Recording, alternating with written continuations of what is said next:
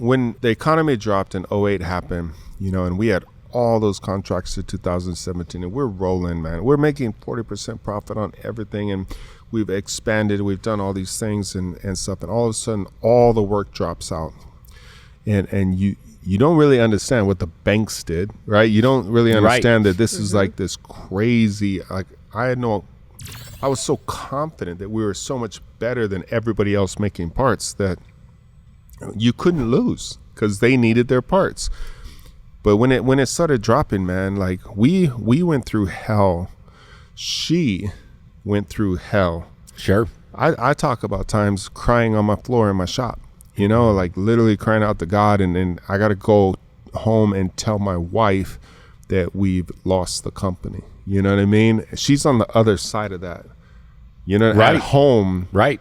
With that security now broken. You know what I mean? Because we're not paying ourselves because now we're paying everybody else. Mm-hmm. We're not able to pay our bills because our payroll is more important to our employees. Right. You know what I mean? And like people can see it from different points, but she saw it in a different way as everything was collapsing.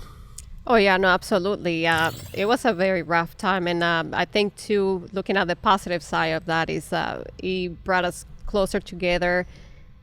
At that time, I gave my life to the Lord, too. So, like we were talking before, everything happens for a reason. And just going through that, it just restructured everything to what we are today. It made us a lot stronger. The experience, it was very tough. I remember, just going through the hardships of, mortgage and, we have these cars. We were renting back. Oh, yeah. It started out, yeah. Yeah, so it started like that. So, and then just having all these things that we were used to, now we have to get rid of them. Right. We were living a great life and traveling and doing different things. And just all of a sudden, okay, you can't have any of those things anymore. We have to think about our employees first. Right. And then we kind of... We made crazy decisions. It was pretty rough. We fought to buy a house. Yeah. Couldn't pay the mortgage, lost the house, right? And if I wanted to just take the money, you could probably pay it, right? Sure. But as the company is going down and you're trying to save it, you know what I mean? There's a lot of families involved. It's your team and stuff too. Got to take care of them first. So then we're renting. We were making payments, so our rent. So we had 35,000 square feet. So our rent was about $30,000 per month. Hello. And we subleased the building in the back where the water jet was. Right. We subleased that because all that work went away. Yeah. Yep. So, and then we had done the gym and stuff, and then we had it. That building was actually making it enough to pay its rent, and then the gym was enough just to pay its rent. Yep. You know what I mean? And then we had the 15,000 square feet in the front, and we were behind a couple months. Yeah. A couple months rent, and then the owner of the buildings that we were leasing from,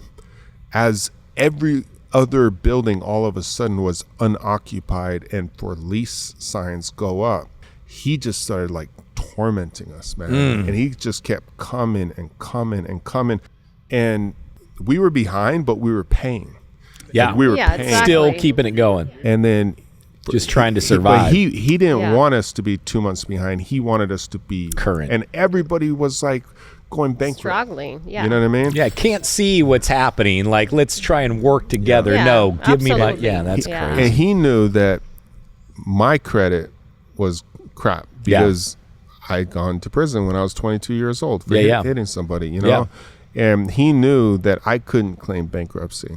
Right? Oh, wow. So he started just telling me, I will spend my entire, I want this money now, or I will spend my entire life destroying your wife. He was vicious. Wife? Yeah, he went My after wife. me. Because if she was going to claim bankruptcy, Oh, you know what I mean? hello. So he was like, I will go and I'm going to go to your customers. I'm going to go to this. I'm going to do all these different things. What a and stuff. nightmare. Dude, Jeez. It was a nightmare. You don't Good even nightmare. you don't even know. Did he die under mysterious circumstances? But No. he literally was like threatening us in the craziest way and threatening me and then my wife, she would call me Yeah, and him she's like driving around. raised Yeah. at our house. Like I'm at work and my wife's at home alone and then he's outside. Like Oh yeah, no, he's outside. I would look out the window and he's out there just parked and just looking at the house. What? So yeah, like I would say every day, for a few days, he would just be kind of driving around or either parked on the Letting other you know side, he just was there. letting Oh. us know, okay, I have my eyes on you Yeah. guys. That Yeah. guy was So- trying to commit oh, yeah. suicide by Titan. you wanna, It's serious. It was very serious. That's terrible. Yeah. and she was like freaking out. I bet. I mean, Yeah. She was freaking yeah, what's out. this guy doing at my house? Exactly. Yeah. And there's like a story that I've never said this story on any video, but she like before I would go to church Yeah. and she didn't believe, Yeah. right? And I would go to like the Christian bookstore and stuff, and she would like squirm, like she was just like she just didn't believe, Yeah. right? And I would want to go. She would go to church because I wanted to go, but she wasn't into it. You know what I mean? Sure. But as I started going through this and losing everything, and she saw me just start like that person who was Break so down. confident just breaking down. Yeah. I kept fighting, man. Yeah. But like she saw it, and she was like, "We need to go to church." Yeah, I picked on that. And Yeah. thank God, I made the decision, okay, no, I see him just going this direction mentally, spiritually. We need to do something. And that was the only thing I thought, okay, this is the solution. Yeah. So I told him, hey, find a church or I don't remember. Auburn Grace, yeah. Grace, and let's go every Sunday. We Yeah.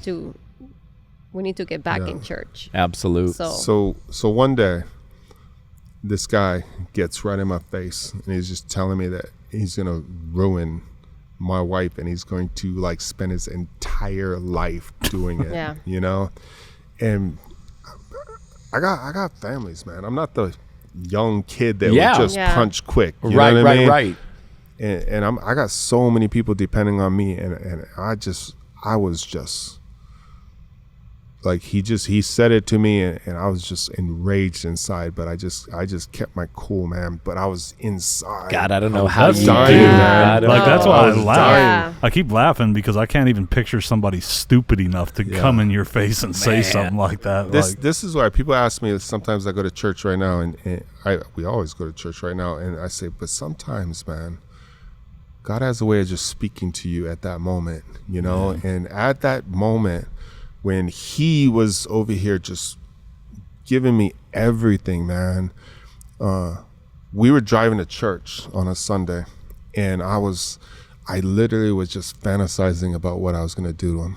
No. You know It was what I getting mean? to that Dude. point. Yeah, would- so much I was- pressure. I was just I would agree. going to church, and I remember I was like, she was driving, and we were going, and I was just fantasizing about like this guy, like I was just fantasizing, man, and I was just so enraged, and we go into the church, and we've been in the book of Luke for like the whole summer, and all of a sudden he's like, so this is like 2009 coming to that, Yeah. and then he's like, the pastor says, hey, we've been in the book of Luke for such and such months. Today we're going to do something different. And I'm going to tell you the story of King David and Abigail. And I don't know. You know what Yeah, I mean? you're And like, okay. I don't know. And he tells this story, and I'll make it super quick. But he's like, King David, this is when Saul is searching for King David, trying to kill him because he knows that he's been appointed the next king. Yeah. And King David is up with like 300 men, 200, 300 men up in the wilderness and stuff. And then there's this guy with a wife, Abigail, and all their herds and sheep and everything are up here. And David and his men are actually taking care of the sheep and making sure that nobody steals them, takes them and stuff. So they come in, they actually, the guy down in this village goes up and he tells people, he sends his guys up to go shear them, do all the stuff, right? And then they basically butcher them, whatever, right? Yeah. So then they get all the money and they get all the food and they get all the stuff. So David sends like 10 guys down and says, hey, your faithful servant, me, we have been actually taking care of, you have what you have because we've actually protected them during this time in the wilderness. And if you would have favor on us and give us a small portion, like that, God would like whatever, you know. And remember now, I'm enraged. Yeah. I'm enraged, and I'm walking, and he's telling this story about David, and I'm just sitting there. All of a sudden, I'm locked into this story, and the guy says like, "Who is David? Who he is hiding from Saul? He's lucky that I don't actually go and tell Saul where he is and have him killed. Wow. Hello. You're not getting anything. Wow. Nothing. Who's speaking to you?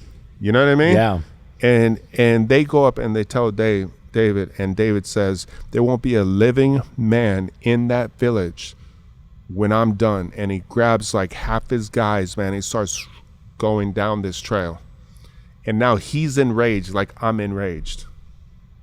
And he's coming down this thing, and all of a sudden, and I haven't heard that, it's been a while since I heard this story, but all of a sudden the servant tells Abigail, the wife of the man, and says, hey, this is what happened. This is what just went down. And she like just looks at it and says like grab me donkeys, grab me food, pack it up, boom. And she goes and she takes these donkeys and starts going up this road.